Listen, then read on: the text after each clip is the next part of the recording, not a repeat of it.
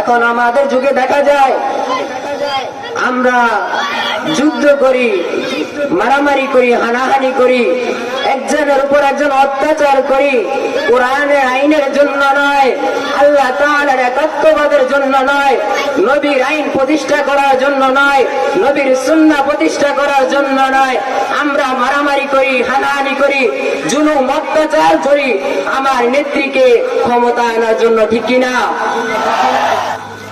আমরা মুসলমান, আমাদের ঈমান অনেক দুর্বল হয়ে গেছে, আমরা অনেক নিচে নেমে গেছি। আমরা আমার নবীকে নিয়ে জালেমরা নাস্তিককে কটূক্তি করে আমাদের গায়ের লোম দাঁড়ায় না।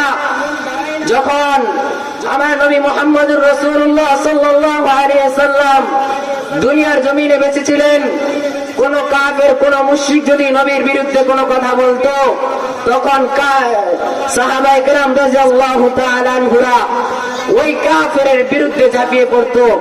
এখন আমাদের মধ্যে ওই আইন নাই, ওই আইন কিভাবে থাকবে? আমরা সবাই আমার নেত্রীকে ক্ষমতায় নেওয়ার জন্য, আমার দলকে ক্ষমতায় নেওয়ার জন্য আমরা যুদ্ধ করি, আমরা একজনের উপর একজন অত্যাচার করি, ঠিক কিনা?